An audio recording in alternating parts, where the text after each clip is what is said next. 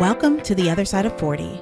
My name is April Grant, and I'm here to help women make positive changes with their lives after the age of 40. Hello, hello, hello, and welcome to another week of the other side of 40. I'm so excited. I have another friend on today. I get very excited when I get to I actually know the people before I interview them, because sometimes we can get a little deeper and have more of a frank conversation. So today we have Deborah McKenzie, and she's a certified career coach and academic. I'm sorry, I'm going to say that all over again. Deborah McKenzie is a certified career and academic coach and published researcher. She has given numerous presentations on career development, vocational and academic identity, college retention, grit and resilience, and predictive analytics for college support services at multiple higher education events. Deborah has over 10 years of career counseling experience working with individuals in the community, higher education, and military settings. She is a certified career counselor endorsed by the National Career Development Association and a Florida certified workforce professional. So welcome, Deborah. Hello. Thanks for Hello. having me on. Yeah, sorry, I stumbled a little bit there, but we're going to keep going. No So worries. tell us a little bit about your awakening moment. Oh, I would say, my awakening moment honestly involved shortly after I relocated. So my husband and I decided to make a family move for his business and to further the type of work that he was doing. So I received the opportunity to work in a nonprofit setting, which working in a nonprofit setting for me was different from being in a university setting because it was really a pure grassroots nonprofit. And I learned one of those lessons that I was kind of warned about by some of my colleagues about how nonprofit can sometimes be a small world and a little bit like high school. And pretty much long story short, there was a moment where I had to decide, do I stay in a situation where I'm not being fulfilled? I don't feel like I'm advancing myself. Or do I just walk away and have some faith and just kind of look at just building my career from there? So I decided to actually just walk away from that situation and focus on just continuing to build my career. So in that moment, that I guess I would say that was my awakening moment, more so because of the fact that I think for the first time, I considered walking away from something purely upon my own intrinsic values, rather than just kind of thinking about just how that would affect my profession, how that would affect others, but kind of more so putting me ahead and my well-being ahead for the first time. So yeah, that was my awakening moment. Well, what I hear is you, for the first time, really just trusted yourself as Yes. opposed to everything else. We put a lot of faith in systems, Yes. and jobs and what someone will pay us and how much value we are based on who will hire us. And it was the first time you really stepped out. That's amazing. So talking about careers, where exactly do you see kind of the future of our society? Because, I've gotten into several conversations, especially lately, about pay scale, minimum wage. And I keep trying to say to people, well, if I say we should pay people more, and their first response is, well, then all the products will go up, right? The prices of the Mm, products. And I'm like, but why are we okay with the idea that products have to cost $1? Like, why are we mm, okay with the idea that, oh, we are going to have this Dollar Tree store and chain because there are people who can't afford to pay more than $1 for some of those products, right? mm, And why are right. we okay with that as a society where going to the Dollar Tree isn't a choice, like I just want to grab something cheap real quick, versus a for other people, it's a mandate for them. Like that's how they make their budget work. Like if they don't go Mm-hmm. to the dollar store, they will not eat. And we've just become so complacent with the idea that companies are making record profits and they're Yes. putting their money in their pockets, and they don't have any problem increasing that number. But when it comes to increasing your um, the employee's bottom line, the employee's income, all of a sudden it's an issue. So what, I guess that was a long-winded way of kind of asking, what would you suggest for someone starting out in a career? So it's interesting that you asked that question because currently I've been doing a lot of coaching right now with some wives, basically military wives, and how do you sell yourself now in a pandemic economy? And what do you think about when you talk about salary negotiation? And I think the first uh, factor of this whole process and thinking about pay and salary is kind of having more so of like a edge view. So I read some books from Robert Kiyosaki, and one of the things he talks about is that, there's typically two sides of the coin, but then there's the edge. And in order to really have a deep understanding of financial education and freedom, you have to be on the edge. And so first of all, taking a look at things from the employer's point of view, and then looking at things of your point of view as the employee. And from there, you can kind of see where that bridge point is. And that's the moment where you sell yourself. So for the employers, some of the things that I've seen from my experience in being a program manager, but also having a husband who's a business owner and working with other business owners, is there's typically a budget. And that budget could either come from another source as a client, or it could be a direct to consumer budget, but typically they're working with a certain amount of income. Mm-hmm. And so when they look at employees are not only a way to try to further their business and grow their business and make those things happen, but they also are expenses. It kind of sounds harsh, but that's the hardcore facts, again, if you're standing on the edge. And so they have to look at how the employers are going to cost them from a bottom line standpoint. And so for the employee, you're basically saying, I have values, I have experience, I have knowledge that I can contribute. And so therefore, I'm asking for X amount of dollars in exchange for this. So now the employer has to do this analysis at the same time, trying to keep their bottom line and try to see there's a way they can kind of budget you in, so to speak. And so what happens is if you have an understanding of what contributes towards that bottom line and understanding your valuable points and being able to sell that, I think some of the challenges that most individuals find with trying to negotiate salary tend to kind of be a bit relieved, so to speak, because now you're speaking from the employer's point of view. I hear a lot of business owners and even employers in the days when I was doing employee relations, one of their pet peeves is how employees or just candidates can come to them with this expectation or this entitlement. I got this degree, therefore I graduated, I got this experience, so now I'm coming to you and wanting to get your job. And some of their frustration is that they don't understand what goes on behind the scenes. And they don't have an understanding of total compensation. And really what's happening is that I'm going to pay money for what you're bringing to the table.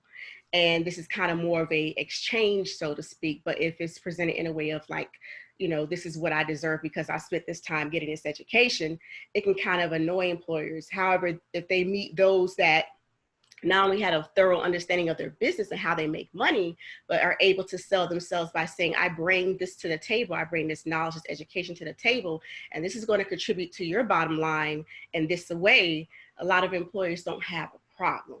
And so again, it's knowing how to sell yourself. What is the value point? Being a student of that employer or that company that you want to work for, finding the pain or finding the problems, and then you present yourself with the solutions, and that allows for you to negotiate your worth as well. So what I hear is that you should look for the company's pain points, really, and show them that you are the solution to that pain point. And absolutely. Over the last, because you've been working in the industry, I believe, probably since college, correct? Yes, since grad school for me. Yeah. Well, actually, yeah, since college. I started out working as a peer counselor at the Career Center in undergrad. So yeah. Yeah. What have you seen change from, probably, what are we talking, 20 years ago to now in the way employees and employers approach to hiring process? Mm. It's interesting. I kind of see a little bit more consistency rather than change. But I would say maybe the biggest change is the notion of having a linear transition into the workforce. Now, I set the caveat by saying with some occupations, there are exceptions, typically those that are professionally regulated, like doctors, like engineers and such. But for the most part, when we look at business and education and things within the communications fields, in the past with the industrial age type of mindset, you go and get a degree, and that area, that subject area that you got your degree in represented the types of jobs that you can get. So again, this linear transition. But what has drastically changed within the 20 years is more so the fact that it's really nonlinear, primarily because of the fact we're talking about now is we're not dealing with an industrial age economy. We're dealing with an information age, and actually we're kind of shifting to this whole thing of, innovation and automation and artificial intelligence and virtual reality and augmented reality. Um, and so what's happening is that, you have technology that is brought into the workforce now. That is a knowledge economy all within itself. We're talking about now a global economy. So now we can outsource jobs. And then there's a gig economy that has emerged as a result of that. So again, we can strongly outsource jobs. And then we're talking about an oversaturation of having educated individuals. The access to getting into higher education has been widened. So we have individuals who are able to now go and get degrees or certificates or, some type of education of some sort.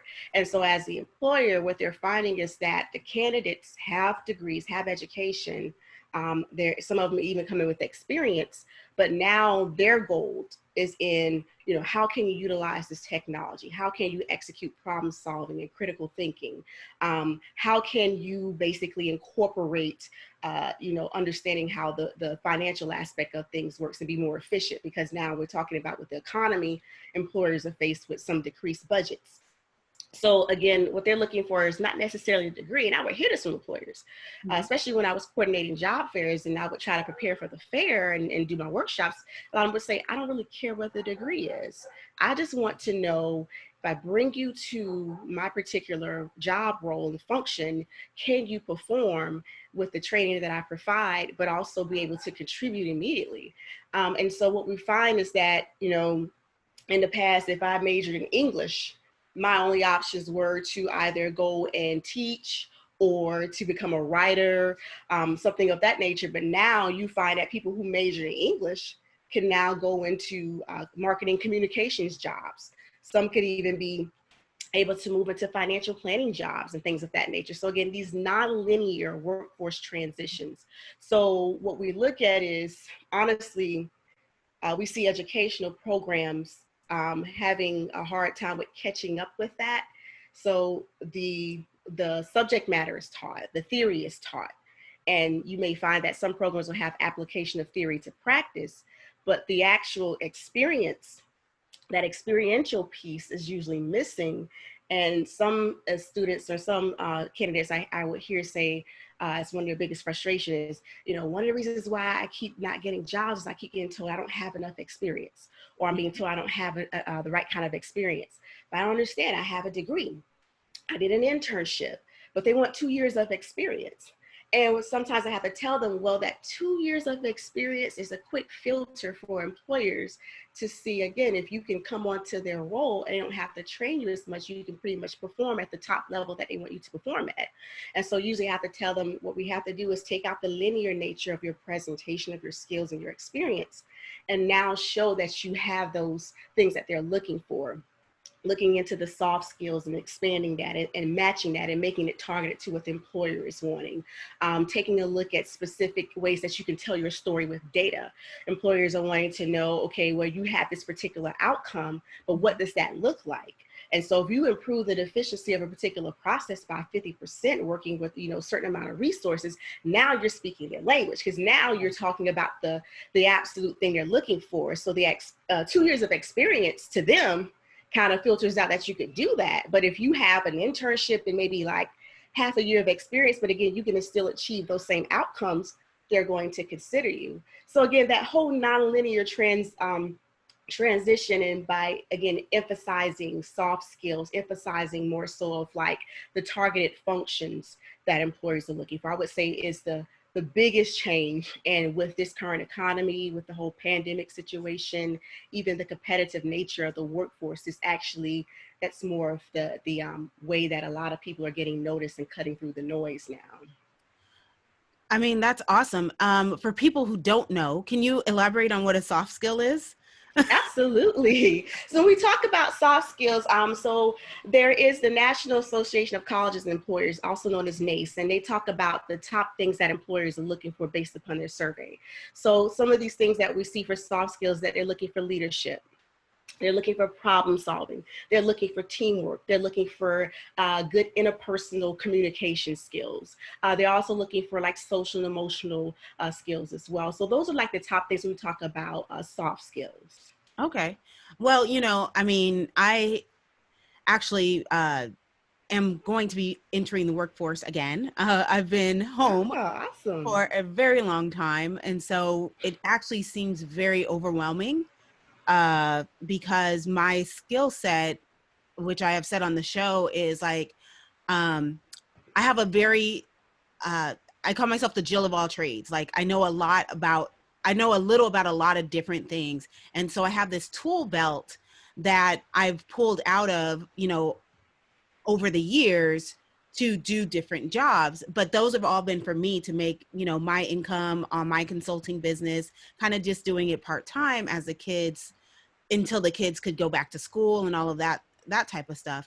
And now it's like, but I never got a chance to, I hadn't even concentrated. I didn't even think about doing it, where I was really working to get that really strong hammer, Mhm. upgrading to a better hammer. You start with the cheap hammer that you get, from the dollar store, and then you go, and then that one day you invest in that really expensive hammer that, is never going to break again.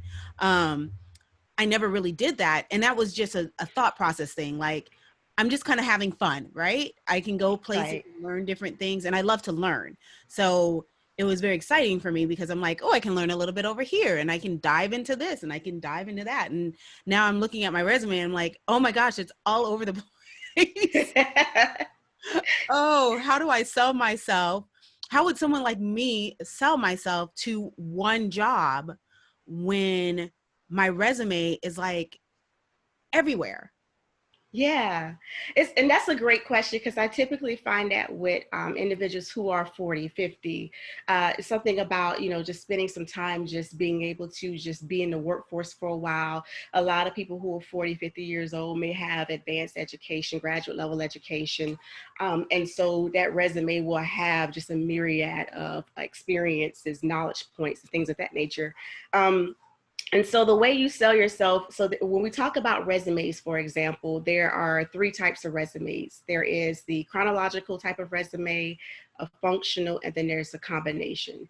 So with the chronological resume, this is going to be a resume that just simply presents your experience and your education, just within a timeline order, if you will. So it just lays all that out before the table. And so the reader is looking at just the timeline of all the work experience and volunteer internship experience you've gathered, training, education, technologies, things of that nature. Whereas the functional is going to be a resume that will highlight specific skills, experiences that typically are targeted towards a particular area of specialization. And then we have the combination, which is kind of like implied in the title. It's a combination of chronological and the targeted or the functional type of presentation of skills and experience.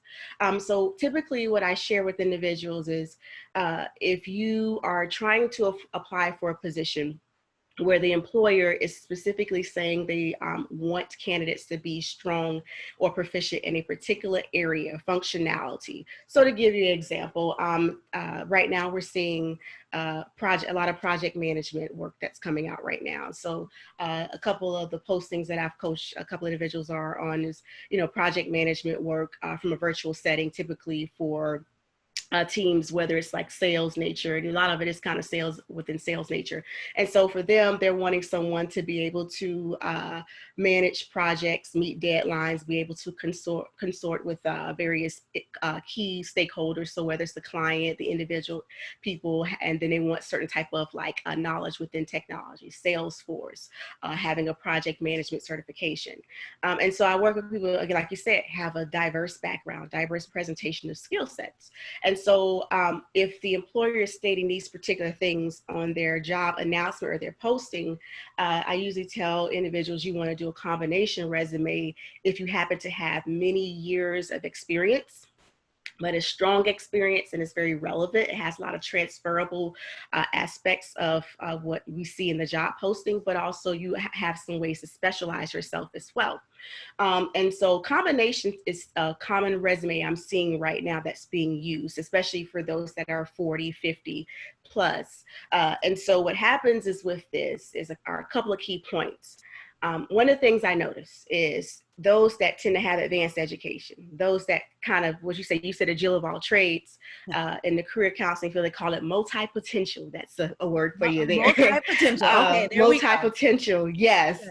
And so one of the things I find in common is, you have all of this great knowledge and you have a lot of expertise, but one of the challenges I find is that a lot of candidates have a hard time with knowing how to sell themselves. Yes. One of the key challenges within that is, well, what do I highlight or what do I speak on? Another key challenge is how do I put this to paper? How do I present this information? Mm-hmm. And so the key thing is having, again, a targeted type of strategy. So one of the things I like to tell candidates is spend a lot of time on prepping yourself. So resumes, cover letters, even with preparing for interviews. You're going to spend a lot of time on that because the main thing is if you want to be competitive. And when I say cut through the noise is basically all the other applicants, the hundreds of applicants that you kind of have to emerge from. In order to cut through that noise, you have to pretty much treat each employer like they're the only one you're applying for. Okay. So again, doing that employer research, looking beyond the job announcement, looking beyond the job posting, taking a look at their company culture, taking a look at the type of team members that they have present, taking a look at the type of work that they do and kind of being an investigative individual and seeing, okay, what is their bottom line? What is pretty much their objective as a business? And then from there, what is the objective for this role as part of this business? What are they trying to accomplish? And then by doing that investigative work, you kind of are now sifting and gleaning out ways that you can sell yourself. And so now what you do is you take this criteria, this list of factors, compare that to your experience, your background, and your knowledge, and then you're going to tailor that to really speak upon how you have accomplished those things. Okay. So I'll give you an example. One candidate I'm working with, she has worked in the travel industry for several years. She's basically a senior level project manager. So because of the pandemic, as you can imagine, her position is at any day now is going to be pretty much, just dissolved. Yeah. So she's currently doing a job search to get ahead of herself. And so one of the things that we did is we looked at a posting that she had for, it's a completely different type of client altogether. It's a client that's more so working with selling products for financial services.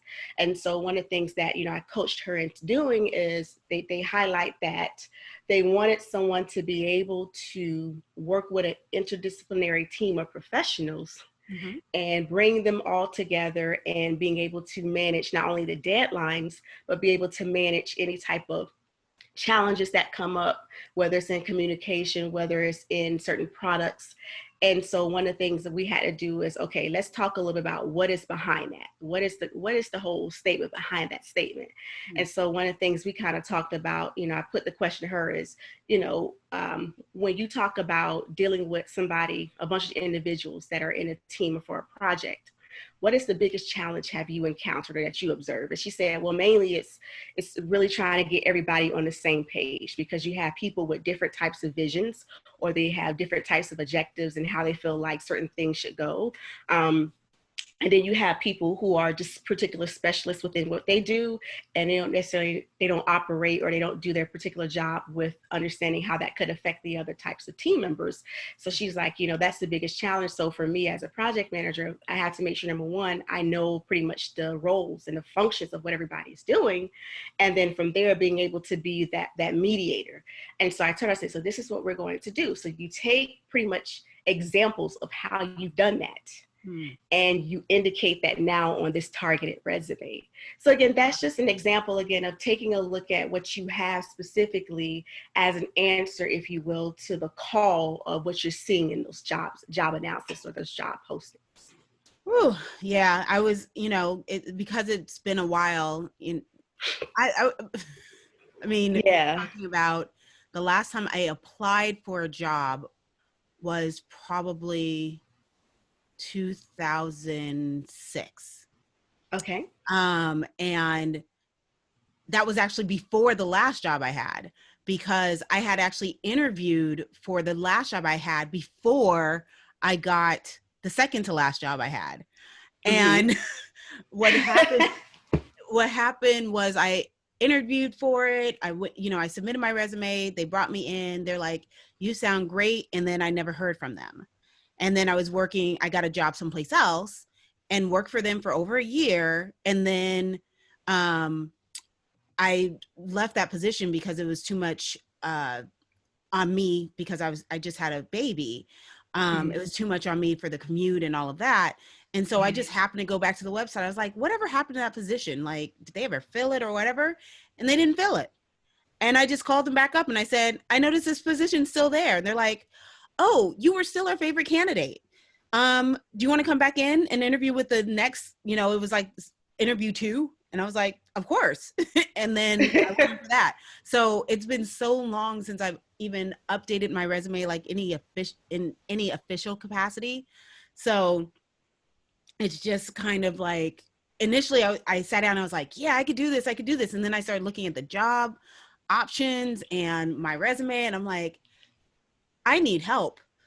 Like, yeah, at some point I just like looked at it and said, sometimes you just got to realize that you can't do it all, and you don't have all the knowledge to sell it the right way, because the one thing I don't want to do is go on 3 dozen interviews. Absolutely.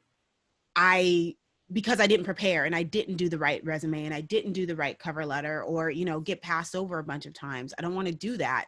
And I want to get the job as soon as possible, because the whole point of going back to work is to, work, not spend time at home applying for jobs, actually going to a job so you can make some money. So it was just very daunting. And I was so excited to talk to you today, because I was just like, I don't know what I'm doing. I did at one point in time, I was super, and it's not being older, but I got my first legal job in college, and I literally just put my resume in a folder in an envelope and mailed it to all of the local law firms, with a cover letter and, hey, I'm interested in, working for you. Do you have any, basically it was like, do you have any work? Like anything. I was like, file clerk, I'll figure it out. I'll see, if I can move up. And I ended up with this solopreneur, and I started as a file clerk, and he had a legal assistant who was his ex. And it was a rough situation to be in. And he was like, basically she wanted to leave and he wanted her to leave, but no one could take the role. At least he didn't have time to train anybody, because the downside of being a solopreneur, especially as an attorney, is where do you find time to actually hire someone? Because you're working. Absolutely. And you got to actually pay the bills. So once he saw me work, he was like, she's trying to leave. Do you want her job? And I was like, yeah. And so that's how I got my first legal job. So I consider myself pretty industrious, is what the point of that story is. I was willing to just go out and put myself out on the limb. I didn't look through job listings. Granted, it was a lot harder back then, obviously. You know, you didn't have Yes. internet where all the postings are online, but it was just, you know, I spent $50 on paper and ink and just printed out a bunch of resumes and sent them off. So Yeah. now looking at it now, I'm just like, oh my gosh, and there's so many opportunities, and I'm trying my best not to follow the shiny thing, you know, Yes. because I'm like, there's a lot of hot jobs that I think I'll really enjoy, but I have to actually try to be more purposeful right now and like really think about the long term. Like, what do I want to do for the long term and not just right now? So I can actually at least get one solid hammer, you know, one expensive Right. hammer in my belt. And so that was kind of what I worked on this morning, like mentally, like really like looking at the jobs, what makes sense financially, what makes sense for my time. Because the other aspect is if the job doesn't pay enough, it doesn't make sense to leave because Right. it's going to be more in childcare and all the other stuff that needs to be taken care of, that it doesn't make sense to leave the house if it's going to end up costing us money basically for me to have a job. So anyway, that's what's going on in my life. Right. Yeah. But it's interesting you say that, April, because that is one of the common challenges just 40 somethings deal with, at the job search stage. Because, you mentioned the aspect about trying to think long term what it is that you want to do and trying to make that more of the target. But then there's also the aspect of that pay, because a lot of us at this stage, we have children. We do have to think about childcare. We have to think about extracurricular activities, saving up for college, in addition to household expenses. The other piece is that a lot of us have, years of digging our heels in a specific area of work or specialization or profession. And so it's sometimes hard with deciding, are you going to make a pivot?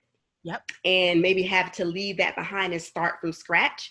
Yep. Or if you just do what I call a parallel plan, where, you kind of are still within that realm, but you kind of switch lanes and kind of go more of a different direction, more of a kind of like a transferable route.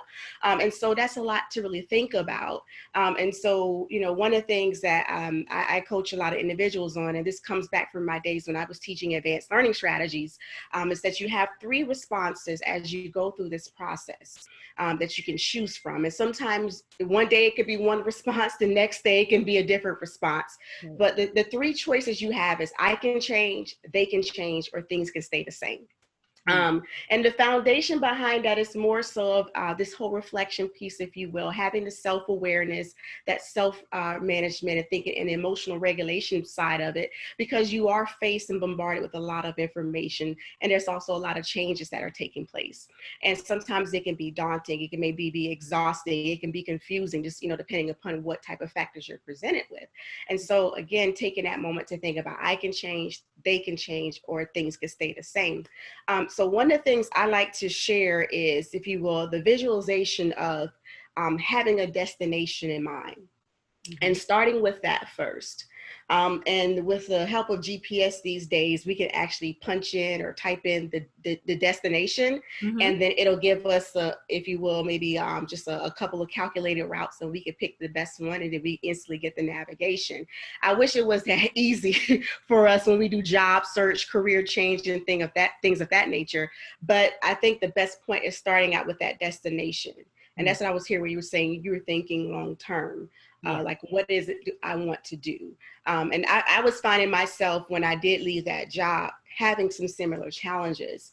I remember specifically giving my resume to a person who was the owner of a staffing firm, and just kind of picking her brain to see what she thought of my resume and how I could make some changes, and what did she think, from a market analysis, what could I do with that? Right. And she told me, she said, oh my gosh, with all the experience that you have and just this expertise, she was like, I can't recommend anything else for you outside of higher education or career counseling, anything within that, because you really would be starting from scratch. And she said, honestly, I just can't confidently say that that's something that you should do at this point. So in a way it was helpful, but I kind of walked away a little bit more discouraged because, I felt like at some point I reached a ceiling being in higher education. Yeah. So me making that move to nonprofit, I was really excited, bubbling with anticipation, because I'm like, okay, now maybe I can kind of continue to ascend, you Yeah. know, into some higher heights. And again, seeing that, oh, this is not what I thought it was going to be. Actually, it's kind of a little bit more of, there's larger ceilings that are lower than what it Mhm. was in higher education. So here I am, okay, where do I go? What is my destination? So I went to this person to say, okay, based on your knowledge and your survey of the workforce, because you're staffing people, what are the destinations look like? And she was like, no, there's the one that you originally had, that's it. And I'm like, no, that's a ceiling. I want to go higher. I need to do Yep. more. So I found myself, okay, well, all right, again, I can change, they can change, or things Mhm. can stay the same. And honestly, it went to a point to where I was like, okay, well, you know what? I need to look at more so along the lines of, for me, where I can do the I can change. And so when we talk about that I can change response, it's really just taking a moment to kind of go back and do what I call your first work. So if you can imagine, you know, I think you went to school in California for undergrad, correct? So you can And grad. imagine yourself in either, it could have been high school, you were Yeah. junior, senior, or that freshman year, you're bubbling freshman. And that moment when you decided that you know, what major you wanted to major in, or that moment Mhm. when you decided what career you want to go into, Mhm. you know, and think about what were those factors at that point that helped you with your decision making. I mean, I'm going to put that back to you. What were your factors? I'll share Oh, with you mine too if you want. well, that's a terrible question for me, because um, and oddly, it was something I made a decision way too young. I shouldn't have made a decision. It was, I wanted to be, when I was 8, I wanted to Yes. be a singer or a lawyer. And my mom basically said, um, it's a lot of work right now for you to be a singer. And I was like, so I guess being a lawyer. And for some reason, well, not for some reason.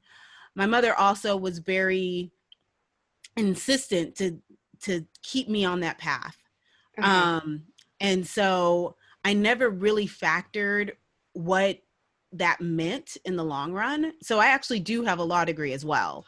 Um, Right. and but it, when I looked at a lot of the women in the legal field, I honestly just didn't see a lot of happiness. I don't Yeah. see a lot of happy attorneys, especially mothers. Mm-hmm. Um, I'm not saying they don't exist, so don't hurt me, audience. Like, if you're like, I know somebody who da da da da da, and their kids did it and they loved it. Those people exist. I know they do, but I just, especially for me, like I really like corporate law. Except for corporate law is a lot of long hours, and you're not Mm-hmm. home, and you don't spend any time at home. My last, because I ended up being a paralegal, because I need to take the bar, and I was working easily, 12 hours a day, and you just had to, and then go home, shower, change, eat, and start the day over again. And but that didn't leave any time for the family, which is why I Mm-hmm. walked away from it. Mm-hmm. um but now I'm like, to do things like put money aside for the college fund, to send them to extracurricular activities, to hit all of our financial goals. Honestly, it's the only route that will get me there the fastest. Right. I can do all of these other things, and that's why I was saying I was trying not to, chase the shiny thing, because there's also Right. things that I'm very interested in, but the pay, it starts to lower, Mm-hmm. and the likelihood of progression is lower. It's like I'm Right. going to have to be there a couple of years to just get my bearings, and then move, and then, to another company and get my bearings there, and then move to another company. And it'll be probably a lot of, place switching, employment switching, to really get me to where I want to be. And that also means that I may not be local. Like, depending on Yeah. how I switch, the jobs aren't all here. Right. Being in South Florida has its benefits. I mean, I think it has a lot of careers, but it doesn't have a, a plethora of jobs. It doesn't have the density as a New York City or a Los Angeles. So, really looking down that path of like what I want to do. Because initially, I'll be honest, I wanted to be international attorney. Mm-hmm. But I had my son in law school, and it just kind of, I also wanted to provide him with like a stable home, be close to family, have Yeah. family around. And I just didn't see how you could do that and travel the world. So I made that change. And then when I had my 8-year-old, my now 8-year-old, I became a stay-at-home mom. So I stepped away altogether. So, it's like all these series of decisions that you make to get you where you are. And then it's like when you try to course correct, now you got to be like, okay, what exactly am I doing and how do I get there? And because the last legal job I had was a decade ago, at least, it's like, okay, where do I go? Where do I go from here? Right. And how do I get back to it? And how do I sound strong enough to get back into that field? So, but yeah, so the question actually was um, seeing that destination, and the destination was kind of traveling the world. But what I will settle for is having the money so I can travel the world with my kids, I guess is Right. the way to say it. Yeah. Well, you said a lot of significant things that is alluding to the point that I'm making in regards to going back to the first work. So the first thing I heard you mention, you said initially you were too young to make those decisions. At some point. And that's one of the things I wanted to bring out. I'll tell you, for me specifically, I ended up changing my major 5 times Yeah. because I was too young. And quite frankly, I was the first person on my mom's side of the family to go to college. Yep. And so for me, going to college was just a huge feat by itself. And so thinking about career majors, I was like totally not even there. I was just like, I just want to make it through the first semester to show that I belong here.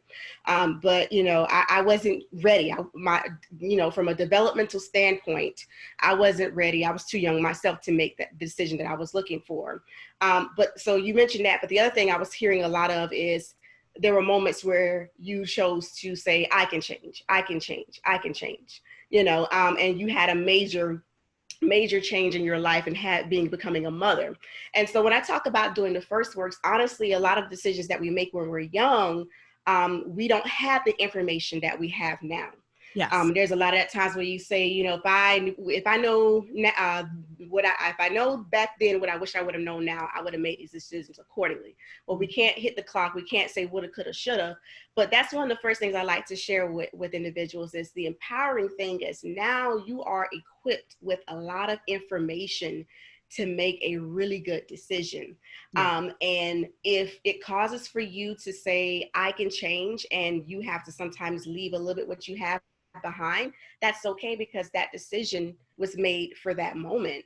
But what happens is again, 40 somethings, 50 somethings, we go through major life changes that it actually shape who we are. Yes. And so I was hearing a lot of stuff that you were mentioning as far as factors in your decision making. I was hearing some values. So you wanted to make sure that you had family values and balance with that. Mm-hmm. I was hearing the interests come forth. I was hearing things about the personality. I was also hearing things with the skills.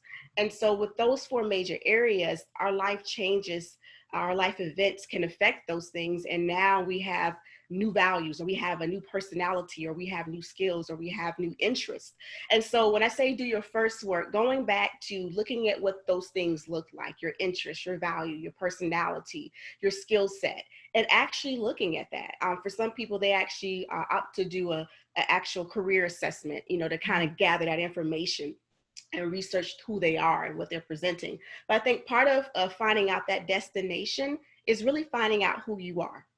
And really what you want at this juncture in your life, and what are you trying to accomplish. And I think some of the first fruits of that is looking at, well, who am I now? So now we're talking about the personality aspects. For me, again, when I was 20 something, I was fairly extroverted. I was really a person who wanted to just be involved into the direct care of individuals.